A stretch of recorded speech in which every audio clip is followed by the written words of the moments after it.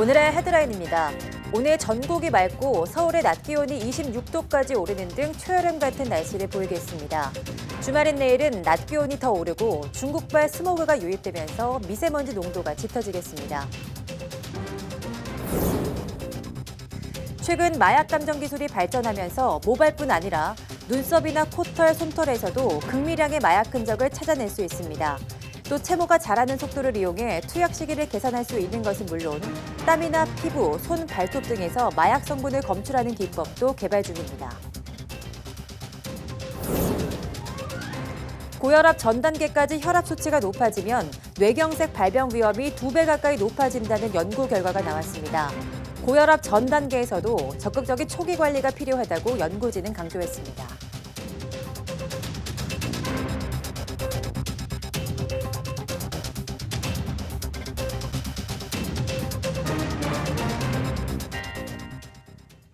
여러분 안녕하십니까? 5월 10일 금요일 사이언스 투데이입니다. 오늘은 전국이 맑겠고 낮에는 서울이 26도까지 올라 다소 덥겠습니다. 기상청은 서해 남부 해상에서 다가오는 고기압 영향권에서 전국이 맑겠고 낮에는 강한 햇볕에 의해 기온이 크게 오르겠다고 밝혔습니다. 오늘 아침 기온은 서울과 대구 12도, 대전 9도, 광주 11도로 선선하고 낮 기온은 서울 26도, 대전, 광주 27도, 대구 28도로 초여름 더위가 찾아오겠습니다. 오늘은 대기 양호로 미세먼지 걱정은 없지만 내일부터 중국발 스모그가 유입되면서 중서부와 영남 지역의 초미세먼지 농도가 높아지고 부처님 오신 날인 모레는 전국이 나쁨 수준을 보일 전망입니다.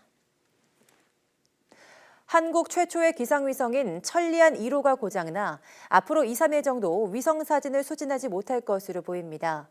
기상청과 과학기술정보통신부는 천리안 1호 정비를 위해 어제 메인 컴퓨터를 재부팅하는 과정에서 지상국과의 통신 오류로 컴퓨터가 비정상적으로 종료돼 복구 중이라고 밝혔습니다.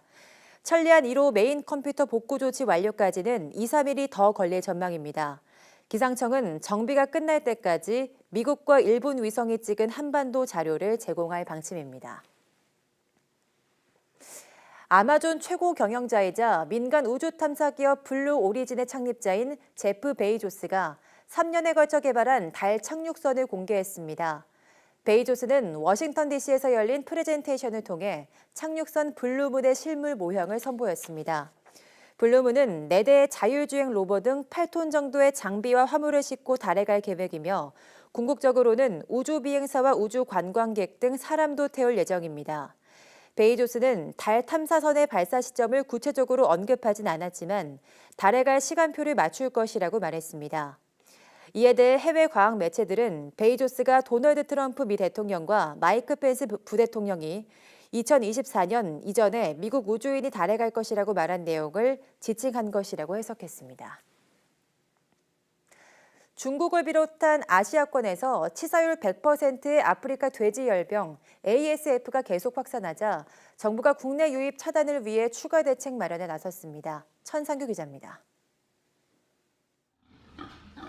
작년 8월 아시아에서는 처음으로 중국에서 발생한 아프리카 돼지열병이 몽골과 베트남 등 주변국으로 계속 확산하고 있습니다. 현재까지 중국에서 133건이 발생한 것을 비롯해 베트남 211건, 몽골 11건, 캄보디아 7건 등 주변국에서 잇따라 발생했습니다. 아직 우리나라는 발생하지 않았지만 중국 여행객이 불법 반입한 돼지고기 가공품에서 아프리카 돼지열병 바이러스 유전자가 15건이나 발견됐습니다. 이처럼 아프리카 돼지열병 유입 가능성이 어느 때보다 높아지자 정부가 강력한 추가 대책을 내놨습니다. 불법 유대 축산물의 반입을 원천적으로 차단하기 위해서 과태료를 상향하겠습니다. 최대 1,000만 원까지 대폭 상향하는 내용으로 6월 1일부터 시행할 계획입니다. 현재는 위반 횟수에 따라 최대 100만 원을 물게 돼 있지만 내달부터는 1차 500만 원, 2차 750만 원, 3차 1,000만 원으로 상향됩니다. 또 과태료를 내지 않으면 재입국을 거부하고 국내 체류 기간 연장을 제한하는 등 강력한 제재 방안도 마련했습니다. 아프리카 돼지열병 발생국을 여행한 양돈 농장주와 근로자에 대해서는 가축 방역관이 직접 찾아가 교육하고 5일간 농장 출입을 자제하도록 할 방침입니다. 농림축산식품부는 앞으로 아프리카 돼지열병이 국내에서 발생하는 즉시 위기 경보를 최고 수준인 심각 단계로 발령하고 중앙재난안전대책본부를 가동하는 등 총력 체계를 구축하겠다고 강조했습니다. YTN 천상규입니다. 마약 혐의로 구속된 박유천 씨는 머리 염색과 제모까지 했지만 다리털에 남아있던 마약 성분으로 덜미가 잡혔습니다. 국립과학수사연구원은 마약 검사를 피하려고 꼼수를 써도 온몸에 증거가 남아있기 때문에 소용이 없다고 강조했습니다. 이혜리 기자의 보도입니다. 결코 마약을 하지 않았다고 주장했던 가수 박유천 씨. 하지만 정밀검사에서 덜미가 잡히자 결국 거짓말을 시인했습니다. 거짓말을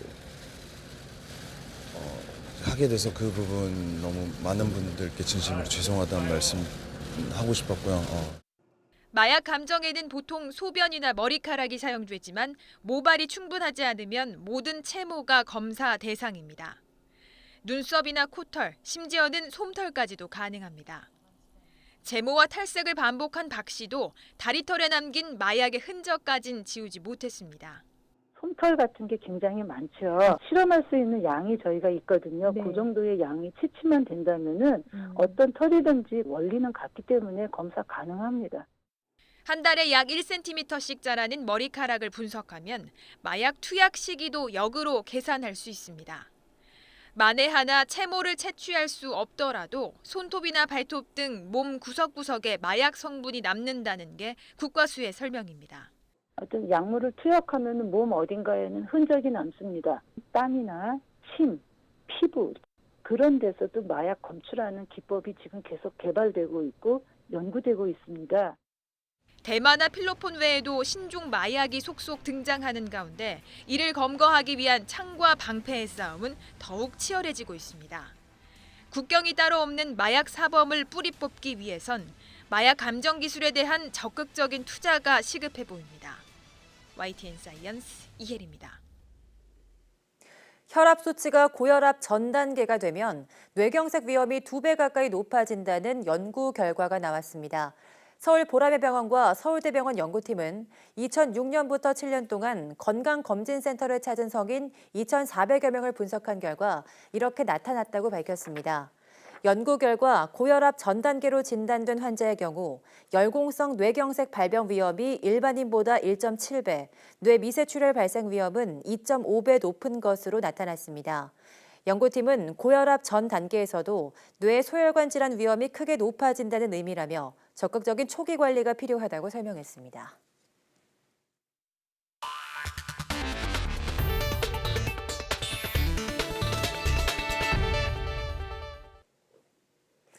플렉서블 디스플레이는 물론 스마트 안경과 VR 기기 등에 사용하는 광 부품들은 자유 곡면이 핵심이죠. 국내 연구진이 복잡한 곡면의 부품 형상을 생산 공정에서 실시간으로 검사할 수 있는 측정 기술을 개발했습니다. 이정우 기자입니다. 항공기와 자동차 외관처럼 큰 부품에서 주로 사용되던 자유 곡면은 가공 기술이 발전하면서 디스플레이나 반도체와 같은 초정밀 부품까지 영역이 확대되고 있습니다. 표면의 형상이 복잡할수록 철저한 검사가 중요하지만 아직 결함이 잦다는 게 문제입니다. 이처럼 플렉서블 디스플레이는 물론 자동차 외관 등 각종 부품의 결함을 이미지 한 장만으로 찾아낼 수 있는 자유곡면 3차원 형상 측정 기술이 개발됐습니다. Since the inspection can be done in real time with simple measurement procedure, the precise surface measurement is possible regardless of the change in the external environment condition. 복합 격자 무늬 패턴을 제품 표면에 빛으로 쏘면 자유곡면의 흠집이나 손상 등의 표면 결함을 쉽게 찾을 수 있는 원리입니다. 기술의 핵심은 기존에 파악하기 어려운 자유곡면의 결함을 실시간으로 찾아내 시간과 비용을 줄일 수 있다는 겁니다. 이 기술은 측정 대상의 형태나 크기에 구애받지 않고 구성이 간단해 실제 산업 현장에서 곧바로 적용할 수 있습니다. 생산성과 품질 향상은 물론 원가 절감 등 제조 혁신에 도움을 줄 것으로 보입니다. 반도체라든지 아니면 플렉서블 디스플레이 아니면 자동차 바디든지 측정 대상의 형태랑 전혀 상관없이 어디든지 쉽게 적용이 가능하도록 저희가 모듈화 시켰고 그 기술의 완성도를 높였습니다.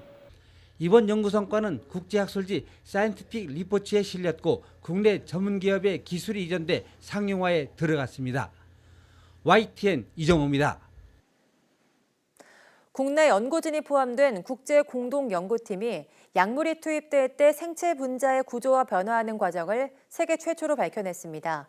성균관대와 미국 스탠퍼드대 등 국제 연구팀은 세포 표면에 있는 G단백질 수용체가 세포 안에 있는 G단백질과 만나 외부 신호를 전달하는 과정에서 구조가 변화하는 모습을 확인했다고 밝혔습니다. G단백질 수용체가 G단백질과 만나면 시각과 후각, 면역, 대사 등 다양한 생체 변화가 나타나는데 현재 사용 중인 의약품의 40%도 이런 원리로 체내에서 작용하는 것으로 알려졌습니다. 이번 연구는 G단백질 수용체와 G단백질이 결합하기까지 전체 구조 변화 과정을 처음 밝힌 것으로 연구팀은 신약 개발에 도움이 될 것으로 기대했습니다. 이번 연구 결과는 국제학술지 셀에 실렸습니다. 그럼 여기서 이번 연구에 참여한 성균관대 정가영 교수의 설명 들어보시겠습니다. 우리가 생각하는 많은 약들이 요 단백질 군에 작용을 하고 이 단백질 군의 기본적인 작용 기전은 G 단백질과 결합해서 세포에서 신호를 일으키는데 이 연구 결과는 G 단백질과 수용체가 결합해 나가는 과정을 연구를 한 거죠. 식용곤충은 미래 식량으로 주목받고 있지만 아직은 생김새 때문에 식탁에 올리기까지 꺼리는 분들이 적지 않은데요. 최근에는 식용곤충을 활용한 다양한 음식들이 개발돼 소비자에게 가깝게 다가가고 있습니다. 이성호 기자입니다. 식용곤충인 쌍별 귀뚜라미를 기르는 농장입니다. 농장에 귀뚜라미를 기르기 위한 다양한 시설이 갖춰져 있습니다. 전국에 있는 쌍별 귀뚜라미 사육 농가는 380여 농가로 이 가운데 충북에 32농가가 있습니다. 귀뚜라미를 기르기 위해 농장 온도는 섭씨 30도, 습도는 60% 안팎으로 맞춰주는데 40여일 정도 기르면 출하할 수 있습니다. 쌍별 귀뚜라미는 단백질 함량이 높고 불포화 지방산과 필수 지방산을 함유해 주로 동물 먹이나 환자들의 영양식으로 공급되고 있습니다. 하지만 아직은 곤충의 생김새로 인해 판매할 곳이 많지 않은 게 현실입니다. 판로가 확실하지 않고 꾸준하게 나가는 데가 없고 그냥 이따금씩 팔리니까 좀 어렵죠. 이런 식용곤충의 소비를 늘리기 위해 다양한 음식 개발이 시도되고 있습니다. 충북농업기술원이 쌍별 귀뚜라미를 빤 방죽에 첨가해 남녀노소에게 친숙한 발효빵을 만들었습니다. 재료를 말하지 않으면 곤충이 들어있는지 알 수 없을 정도로 모양이 일반 잡곡빵과 비슷하고 식감과 맛도 거의 차이가 없습니다. 영양소도 풍부해 일반 발효빵보다 항산화 물질인 총 폴리페놀 함량이 50% 이상 많습니다. 발효빵 제조 방법은 특허 출원됐습니다. 가장 크게는 이제 단백질이 굉장히 높다는 게 가장 큰 장점이고요. 소고기보다도 훨씬 더 높거든요. 그리고 이제 이 쌍별 귀뚜라미는 발효빵하고 되게 잘 어울리고 그리고 이제 항산화 물질이 되게 많이 함유되어 있습니다. 국내 식품공존에 등재된 식용곤충은 모두 7종. 생소했던 곤충이 변신을 통해 농가의 판로 확대는 물론 미래의 먹거리로 주목을 받고 있습니다. YTN 이성호입니다.